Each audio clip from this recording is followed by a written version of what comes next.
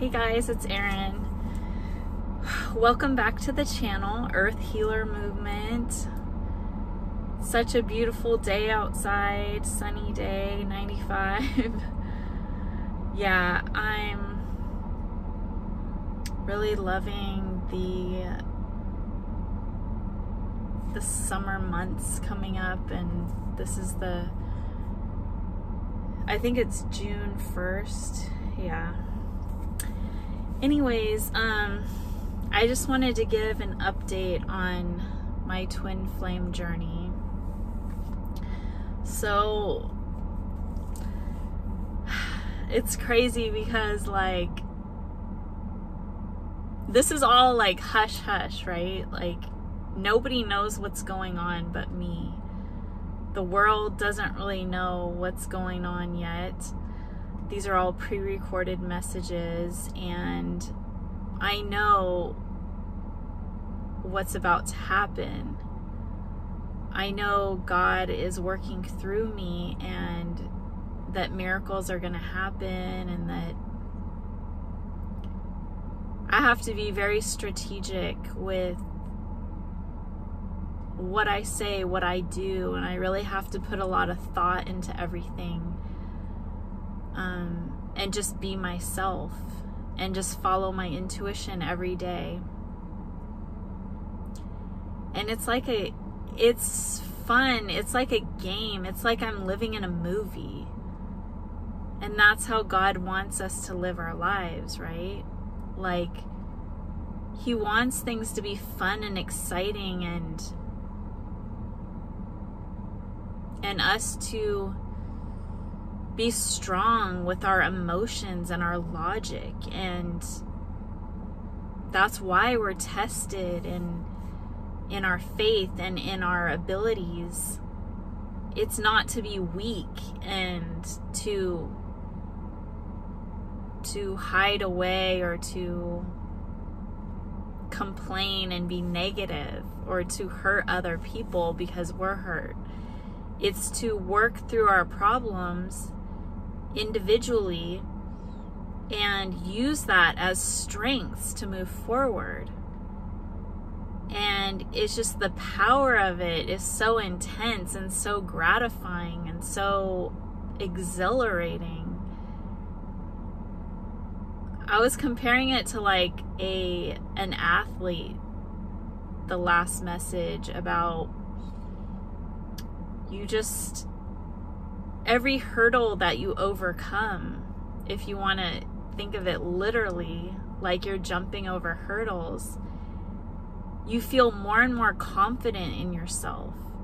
I remember doing that in PE when I was in middle school. And you think like, you see somebody else jumping a hurdle or like doing like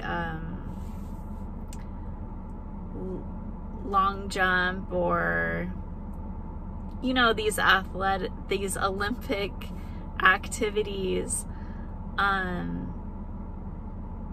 it seems so cool that these people are so strong and confident and doing amazing things. Just even think of these gymnasts that are doing these tricks and amazing things. And I know that as children, we look up to these figures of like, they're like superheroes to us. And we're like, wow, like someday I want to do that. Or that's really cool. Or, just to have those dreams and goals of one day being strong enough and confident enough and to have the ability to do something great and amazing, and to have others look at you like you're amazing for doing that. And I think a lot of children want to be like athletes or Olympians, gold medal winners, because they want that praise and that acceptance from the masses. And we don't often get that from regular jobs and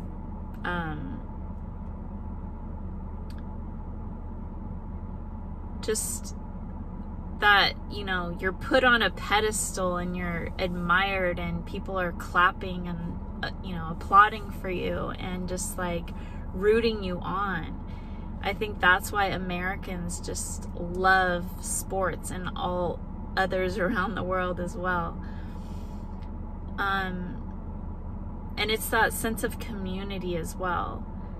And so I want that type of spirit here in this community where we can really like be that energetic force and that like community that's applauding others for doing great things, and to be the superheroes for our children and really be those role models that they look up to. Just, it's so important just to be like a good, nice person with integrity and morals and a life path and direction with purpose to help other people, and to really think about others more than ourselves, to really humble yourself and get rid of that ego and just be that amazing, brilliant, inspirational leader. It's so, so important. And think of the future generations, and you're actually like changing the world. And if we can all do that as a community, and we can all like pray together for you know, different things that we want, like world peace and a kinder, gentler world, for the future of our children to be great and amazing, and really picture and visualize like what that world would be like and how different it would be than today. Like where you're reducing rates of crime and you're reducing rates of depression and emotional disorders, and you're just like creating a happier world, a happier place, and creating you know, the children are creating our future. So they're the ones that are going to be creating the new technologies that are going to expand this world in ways and directions that we're not even capable of knowing. Only God knows what is in store for these children and their children. And it's so important for us, you know, 2022, to make that wave of change for good. And I'm like thinking of Dr. Martin Luther King Jr. and it's like, you know, when he spoke about his dream, it's like, that's extremely inspirational that he was able to put himself on the line and speak up for everybody, advocate for all African Americans to have the rights that they deserved and speak up and like make change. And that's literally like what I want to do, is just create the wave. Make the wave, like make a tidal wave and like crush these like negative mindsets that have been passed down from these generation to generation, that were the ones that were the slave owners, like the ones that there's still a ripple effect to that mentality. It's like, it got better, but it has to get better. It has to like completely be erased. This inequality or this like judgment, this there's just a lot to like need out and work out, and it's like the suffering is still felt within all of us, and that really needs to be massaged out of the muscles of America. Like, just, we all need to work together to do that. And the parents today are so critical to that. Get some books. Like, I knew that my family didn't raise me correctly, so I got a book. And when I had a child, I got a book. It was called Children Are From Heaven or something like that. And I read the proper way to raise a child. Like, and you can pick, you know, from books that you feel that are right for, you know, the way you want to parent from your intuition. But that really spoke to me as far as like trying not to say negative things to harm your child's psyche, because we're so, like, you can learn about child psychology, you can Google things, you don't have to read a whole book, you can just, like, you know, Google topics. And I'm sure a lot of us are doing that now. I haven't had a baby in 14 years, so I'm sure a lot of us are doing that now. But I want to encourage all of us to do that, to not just listen to our parents' generations, because they weren't doing it properly. So really understand that. I mean, if you feel like you were raised like perfectly and you have really great role models and your life is really great and you have a great family and and it seems to work, and with your intuition, like, you really feel like it was really great, so then go ahead and do that. And get that advice from those that are doing great things. But if you feel like it's lacking in a certain area or whatever, but really, you know, look into that and try to do your best. That's all we can do. Of course, we're going to make mistakes, but as long as you're trying and you're using your intuition and your heart is telling you the right way to go, and you're just weighing all the different aspects of life, you know.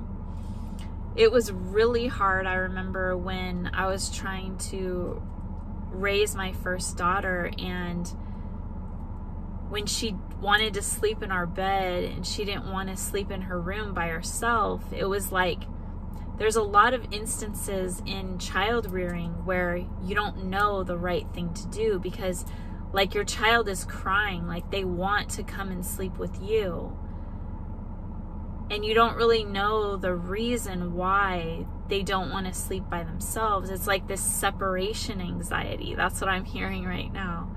So you have to think to yourself, like, is it the right time? Is it okay, like, for my child to be, like, separated like that? Even as a baby, like, it was really hard to have her just sleep alone. And it's like, you just have to use your intuition. And for me, I felt like instinctually, I just felt like she needs to sleep with us. Like, she needs to have us with her. And I would go, like, I would try, like, all different things. And I would go, like, try to sleep in her room with her. And then as she fell asleep, I would go back in the room. And I would just, like, do whatever felt right.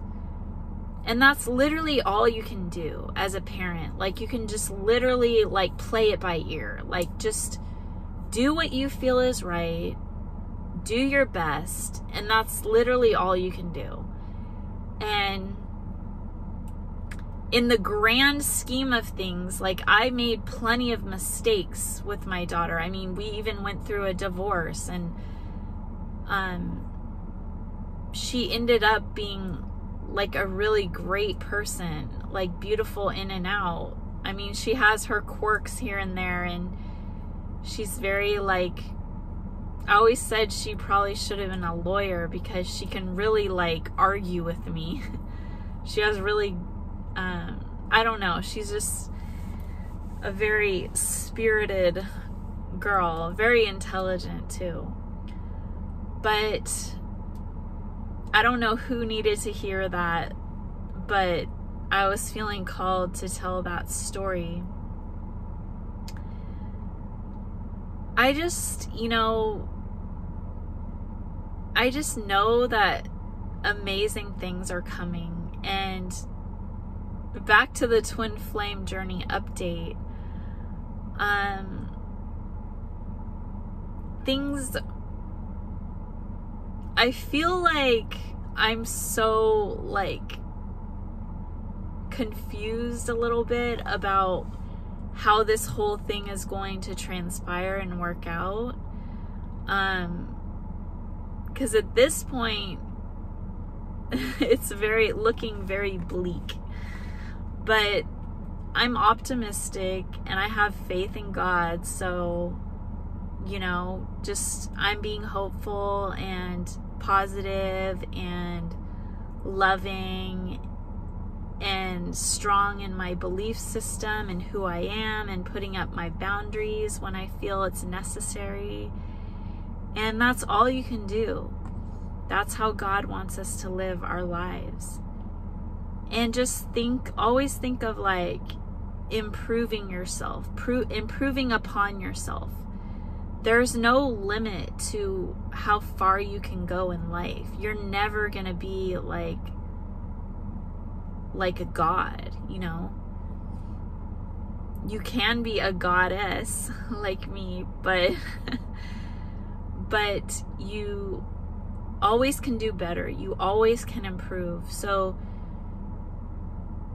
you can put yourself in other people's shoes and really try to understand where they're coming from if you keep butting heads and you really are committed to something with another person, like in my case with my twin flame. I flipped it and I was like, okay, let me really understand what this person is going through. And I've been very like setting a lot of boundaries and being demanding in a way, being very like stern in my beliefs and what I want and what I'm going to take and what I'm not going to take. And, you know, telling him that what he did was wrong or whatever and what he needs to fix. And that's so like uncomfortable, right? That's like not something we want to do when we're like wanting to have love with a partner in the beginning of a relationship, like being so like demanding and stern with somebody. But it's necessary when you're starting a relationship to start off slow and to really create those boundaries, put those boundaries in place ahead of time so there's no questioning it, and you're really testing that partner to see if they are going to listen to your boundaries and accept your boundaries and provide you with the things that you want, that they are committed to you and that they are willing to do what it is to make you happy, and then continue to do that. And that you are upfront and telling them that, you know, I am willing to do the same for you as well. Like, to have a balanced relationship and not have it be like one-sided at all. To have like a very honest, committed relationship. One with compromise, consistency, and commitment. Those are like the 3 pillars of a great relationship. So as long as I can see those things developing, then I will be more willing to continue to be more open, be more honest, be more integrate our lives together and move forward. But at this point in time, we have agreed to be friends. So I was not wanting to do that at all. I was very, like, I put my boundaries up and I was like, no, like, look at all the things I have been through in the past 3 years. That is just, like, disrespectful to me to want to just be my friend after all that I've been through. And that but I had trust issues. So I was getting very emotional about some things, and I didn't know whether he was telling the truth or not. So I wanted him to be very open with me, and it's very hard for him to communicate with me, and I don't really know what is going on within him. So I have to be very, like, open-minded and really understand what we are going through as a couple, even though we're not a couple, but we are in my mind, in God's mind too. So, you know, I've been very open and honest the whole time, the whole entire relationship.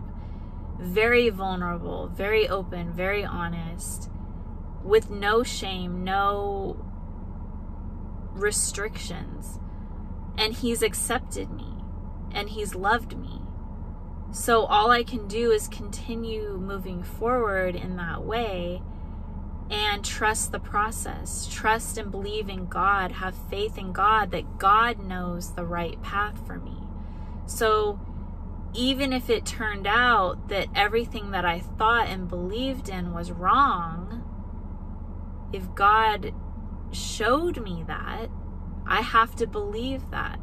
I have to go with the flow of what God has in store for my life.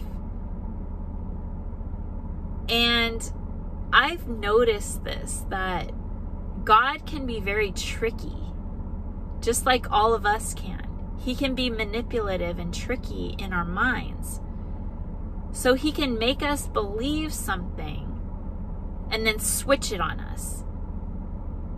So you really have to not be reliant and codependent on any one person or thing, like your job, your relationships. You have to be at one and at peace with yourself. Have self-love. Like, that is who you are going to feel safe with. You're going to feel safe and in control with yourself. And you're going to feel at peace with yourself when you're listening to yourself. And you're being guided by yourself and your thoughts and your intuition, and God is leading you. That's who's leading you. Yourself, your inner self is leading you with your emotions. If you're in a relationship where you're feeling bad, then you need to immediately create an awareness of what that is. Why are you feeling bad? And analyze it and fix it, correct it immediately. Say how you feel. That is a huge problem with relationships. Say how you feel. Create those boundaries immediately. Don't let it get to the point where somebody is beating you up and hurting you and murdering you. How did it get from point A to point B, murder? How did it get to wanting to be happy and in a relationship to murder? There was a lot of steps in between where I'm not judging or blaming the victim here, but I'm saying that perhaps this is God's way of showing us through others' relationships that we're doing the wrong thing, and to learn from others, learn from others, learn from others, learn from others. That is the huge lesson that we need to learn. Learn from others. What was the best way to do it? How do you keep yourself safe? Create boundaries. It will never get to the point of somebody hitting you. There's a lot of steps in between. Somebody doesn't just punch you out of nowhere. And if they do, it's going to be quick and over with fast. They're not going to get to that, hopefully, to that obsessive point with you where they're going to want to harm you any further. Like, there are individuals out there that are very demented and have problems, psychological problems. But despite those people, we all need to take responsibility for our actions. And there are, relationships or whatever that fall in between the cracks. And I'm one of those people that always fell in the cracks of the system, or, was overlooked. So I literally know what that is like. I know that there's instances where you do the right thing, you do all the right things, and there's still problems, and still, you are the one that's in this horrible situation. And, I was in a 12-year marriage with somebody that I should have never even dated. So I completely understand that. And yes, it had nothing to do with physical, there was some physical abuse, but nothing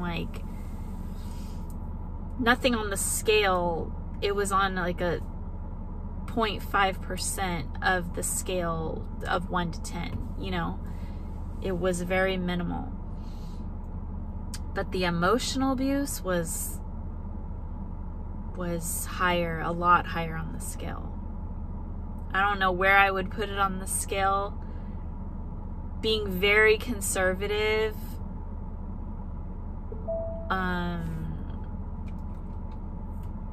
I wouldn't even know where to put it on a scale. It's hard to do that, I would say a 5 or a 3, but I don't really know. It could be a 7 to me. I don't really know. I just should have known better. I should have got completely out of it.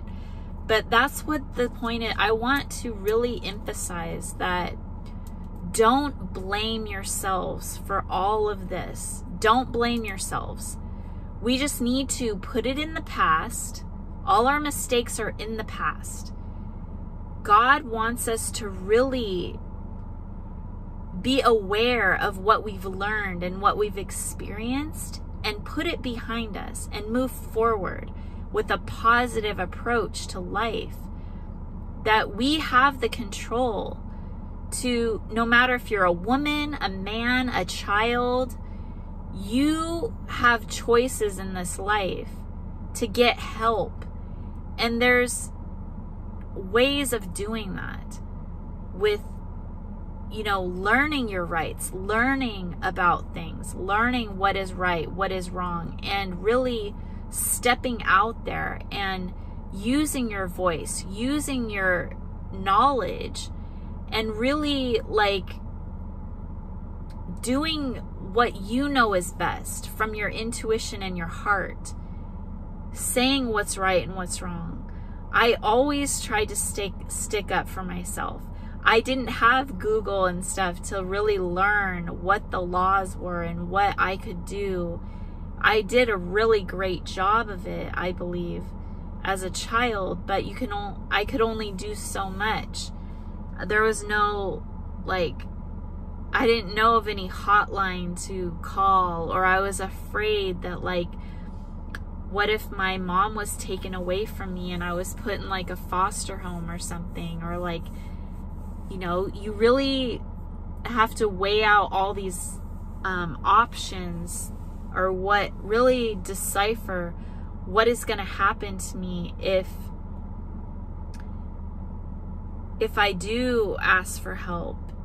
A victim always thinks of the different consequences to these actions, and that's what keeps them in that victim mindset, is because they're worried about the outcomes of the future.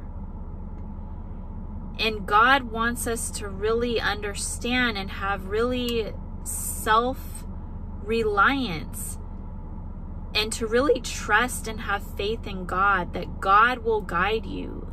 And you have to use your intuition of what you should do when you pray to God and you meditate and you ask for help and guidance, and that God will give you the proper way. You just need to listen and follow the guidance, and not let it get to a point where you're in a horrible situation. Children have my utmost concern. I was going to say respect, because I always thought about this when I was a child. Like, children are like little prisoners. They can't escape. And they have to learn or listen to their prison guards and do what they're told. And there's nobody there watching to say whether it's right or wrong a lot of the time. And so as a child, that's what you have to think of. You're a child in this little bubble. And a lot of times we don't know, or all the time, we don't know what our child is truly thinking and feeling inside. They can't really emotionally or have that ability to speak like an adult, where they can really express their feelings and their emotions. They don't even know about the world. They don't know the right thing. It's up to us to guide them and to show them. That's why they listen to us, and they soak up everything that we say and do, because they're trying to learn. Really think about, put yourself in a child's shoes and try to remember what that was like when you were a child. Really reflect on that. And if you are covering up your own emotions with narcissism or alcoholism, drug abuse, or just numbing your pain, you're not being empathetic to your children and to really understand what they might be thinking, what they might be feeling in these everyday situations. You really have to connect with people on a soul level, and especially children. You can feel their emotions. You can look at their face expressions and really understand, like babies. I love looking at babies, because you make eye contact with them and you smile and their whole face lights up, and they realize, because they're always looking. As humans, we're always looking at each other to see the expressions on our faces and to really get a sense of, is this a threat or is this okay? Can I be okay with this person? And there are manipulative people that know this and that use this against us. So we really have to be hypersensitive to people that are tricking and fooling you. You can't just be naive to think that you can just be nice and friendly to everyone and that they're going to be nice and friendly back to you and really trust people. You have to be very guarded.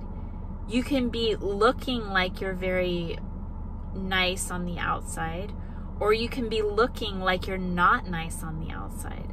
That is for you to determine what situation and where you are.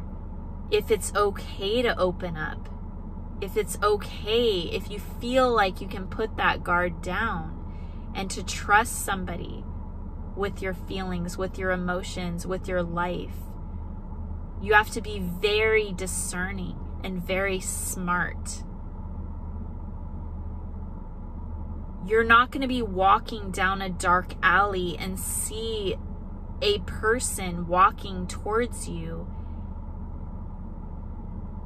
and feel open and comfortable with that person. You're going to be guarded.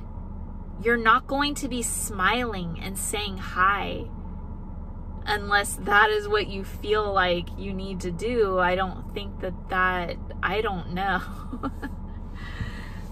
I don't know if that person was a psychopath, like, I don't know what the best response would be.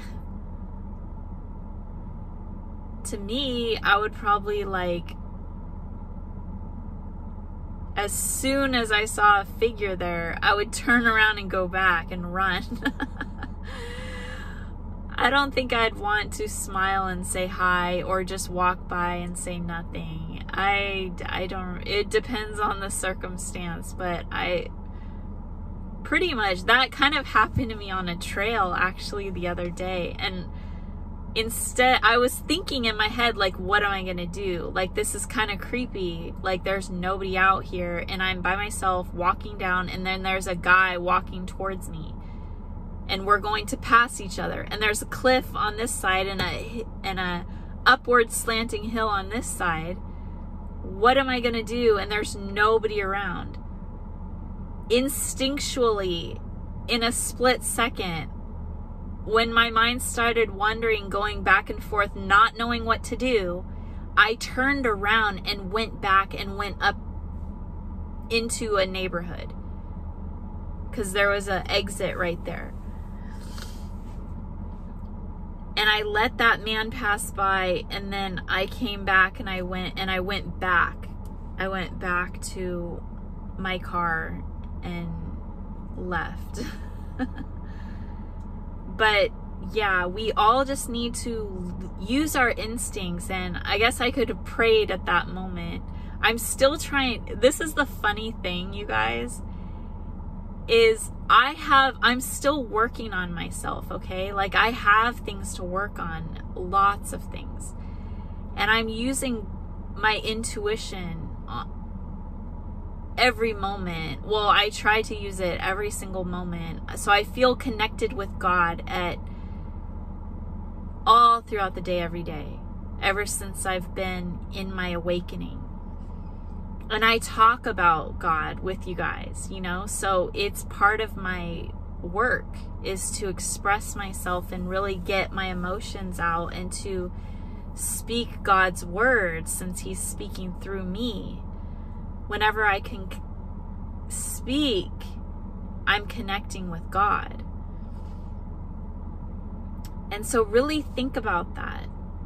When you speak up for yourself, you're getting your thoughts out. You're getting God's words out. God knows what you need to do, and your speech is your inner self speaking. If you're going through in a flow state, not a forced state of manipulation, you're not using your thoughts like to analyze and manipulate people. You're using it through your heart and your intuition to express the best way to create boundaries proper boundaries, to put proper boundaries in place to protect yourself from being harmed. So you need to be very open to your feelings, your emotions, and trying to work through what is best for you. You can feel your emotions, like when, for instance, when my twin flame wanted for us to be friends, I was very emotional about it. I felt like I wanted to cry. So you feel these like strong emotions coming out. But I held it back, and I knew, like, I don't want to cry right now. I want to be strong. I want to work things out. I don't want to be emotional, but I'm aware of my emotion coming out.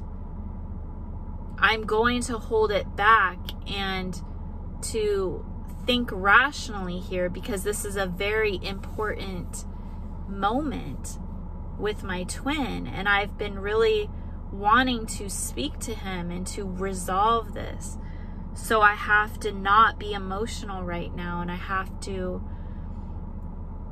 use my words, even though they don't even want to come out of my mouth, because I'm like practically crying. I'm forcing my words to come out, and I'm forcing my feelings to be known. That I am sad. That makes me sad. That's what I said. I feel jealous from what he had told me something. And I expressed what his words made me feel. So even though I was being very vulnerable, there's a strength in that vulnerability. Because once I get it out, I'm stronger for it. I feel at peace within myself. I feel at peace with God. I feel at one with God, because I'm stating my truth. Whenever you state your truth, it empowers you, because that's what God wants you to do. So God is blessing you.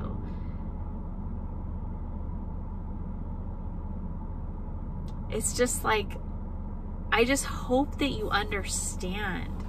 Like, look at my joy. I am so powerful. Like, literally, I never knew, like, how powerful I was until this experience.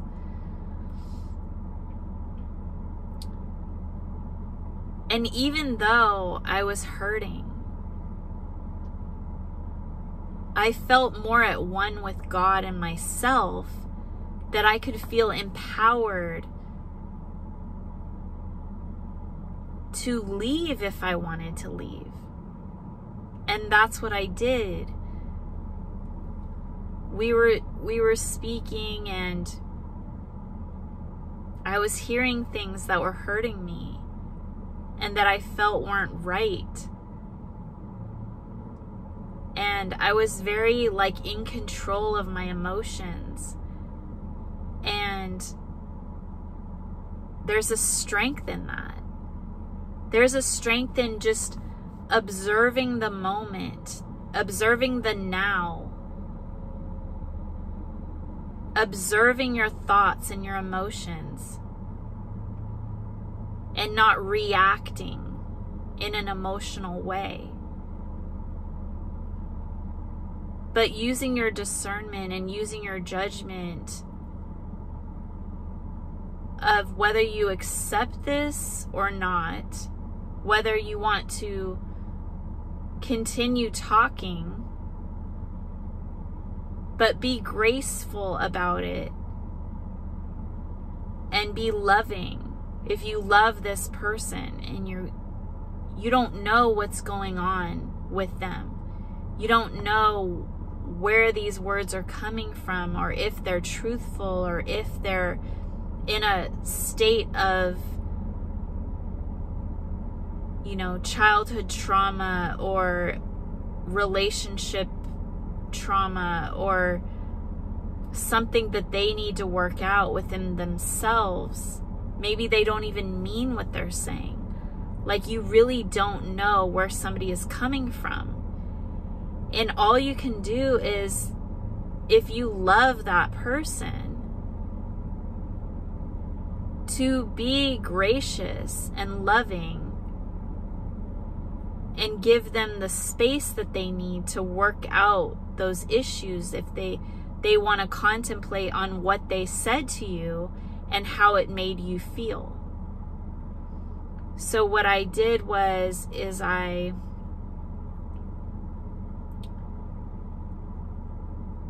the conversation stopped, and I believe God orchestrated this whole thing, because he does. And I believe he got like a text message from his job saying that he needed to go in earlier than expected. So I said, he told me that, and I said, well, do you want me to leave then? And it's like, I know this was a negative mindset that I was having at that time, because I was emotional inside. I wasn't showing it very much.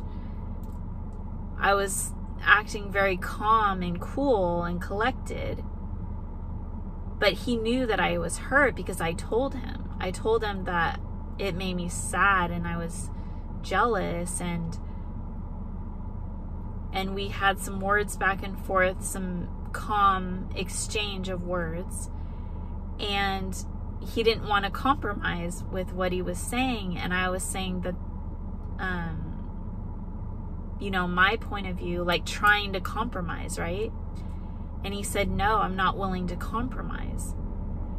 And so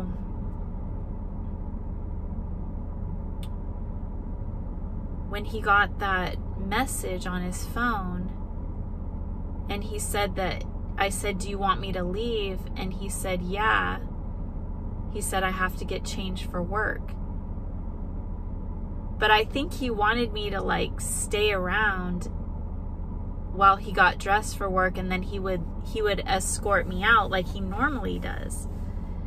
But I was having this emotional response to what had happened. It was a very deep emotional response internally, that I felt like he might have been lying, that maybe he didn't get a text message from his work, and maybe he just wanted me to leave, because in the past people have done that to me, where they lied and made up excuses, 444 on the clock, that I didn't feel as though I could trust him in what he was saying and what he had said and what was going on. I felt very uncomfortable, and I wanted to leave. So I knew that when I said, because I was looking at him when he was telling me that, you know, his work was texting and saying to come in earlier. And now if I look back on it, like, I can believe him now. But at that moment, I felt like I don't even know if I can trust what he's saying. And I was saying, you know, do you want me to leave, as a test for him? I was asking, do you want me to leave? And I felt like that test, he didn't say no, not right now or whatever. And he didn't stop me. When he said yes, I walked over to where the door was, and I was leaving. And he didn't try to make me stay or say anything. And I stood at the gate. I didn't know how to unlatch the gate. with my back towards him, and he opened it and let me out, and I left. And before I left, I didn't really look him in the eye or anything. I kind of turned back and I said, it was nice seeing you. And I said it like I meant it, you know. And I don't know what he said, like, okay, nice to see you too, bye, you know. And I really had to walk away because I was feeling very upset inside. Not that I was going to do anything or say anything. I was just like sad. I was feeling like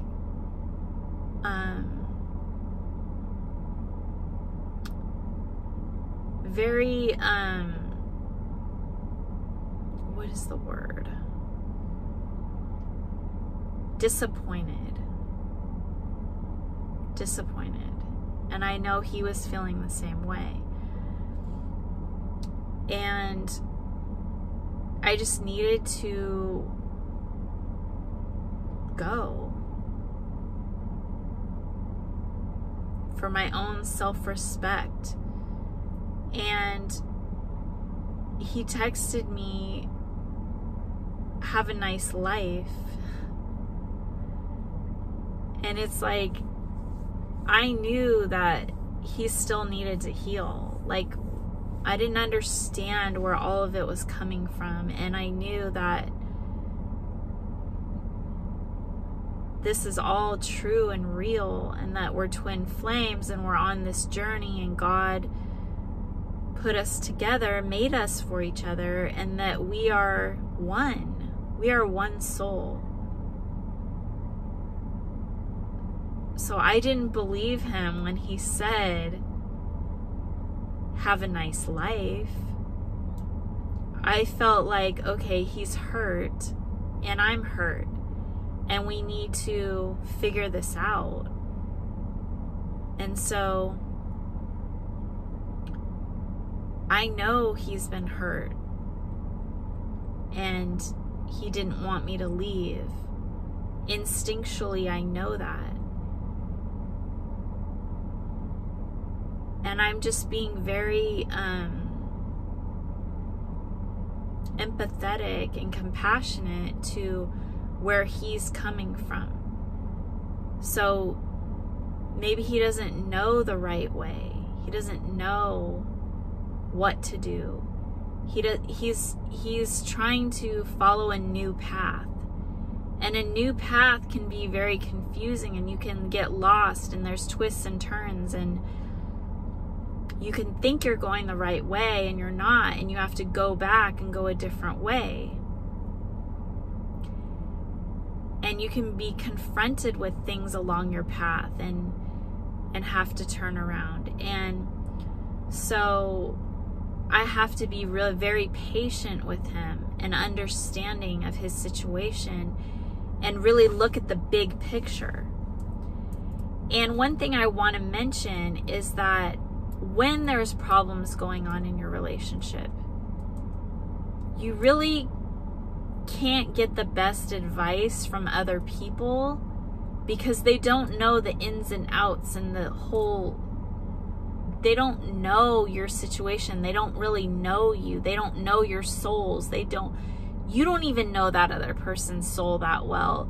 Even if you're a twin flame, you don't know everything that they're thinking and what they've gone through in their life. I don't even know a minute bit of it.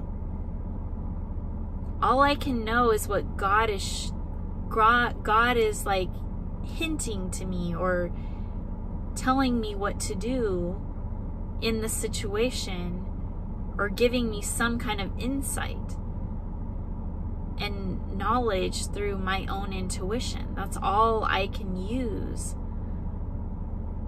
So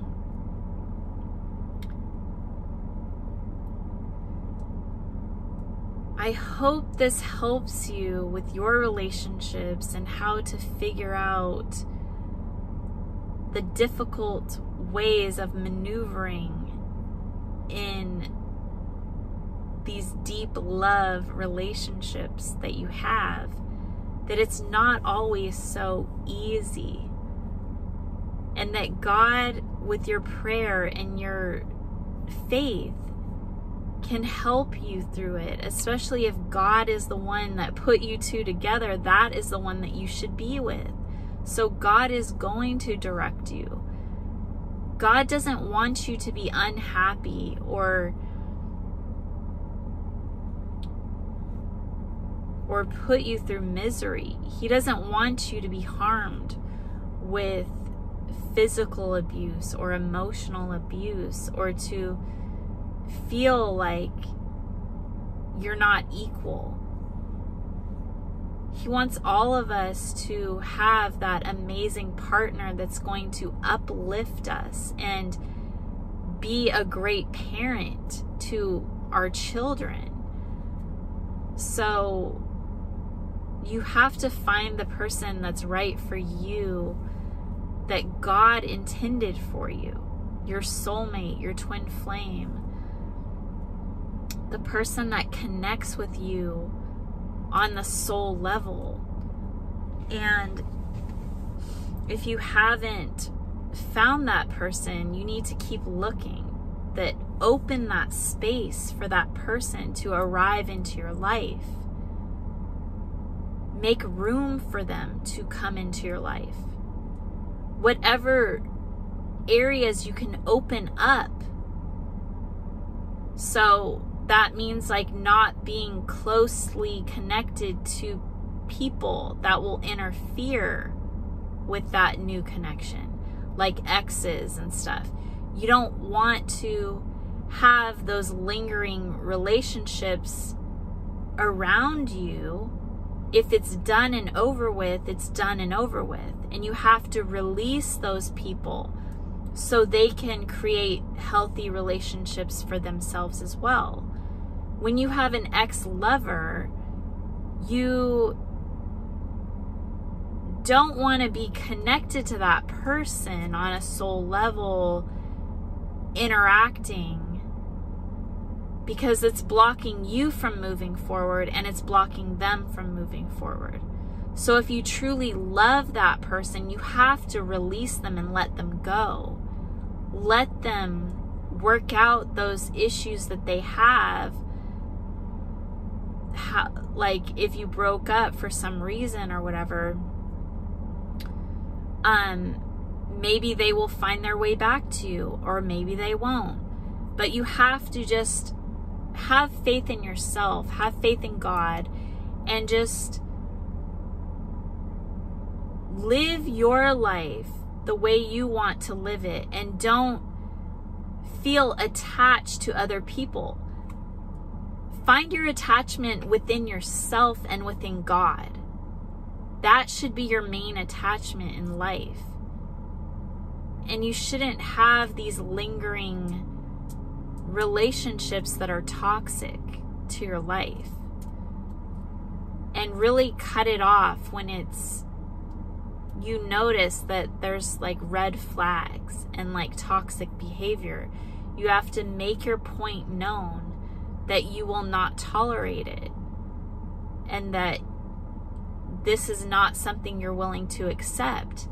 And that's up to the other person to show you that they are willing to do what you said. And if that is something, if there's a toxic negative behavior that's a red flag, I would suggest like not pursuing that relationship ever again if it's physical, or there's things that are like toxic, abusive substances and things of that nature, that person really needs to be let go in order to heal those things.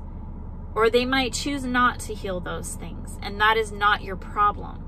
Your problem is to learn to do your best and to focus on yourself, and not to allow those negative energies and influences to cloud your brain and your Your thoughts are so valuable. It's valuable real estate in your brain. Your brain needs to be thinking about you and your goals and your self-respect and your vision with God and your intuition. You don't want to cloud up your priceless real estate with negative thoughts from negative people that are trying to get into your valuable real estate. You have to know that your real estate can only hold so much. If your thoughts are on negative situations and negative people, you're not able to focus on your goals and your future and your best path with God. It's extremely valuable real estate. It's like the most important real estate you will ever own in your life. Think about that. Do not let somebody move into your brain if it's not healthy for your brain. That's what I'm leaving it off with today. Have a great one. Peace, love, and light.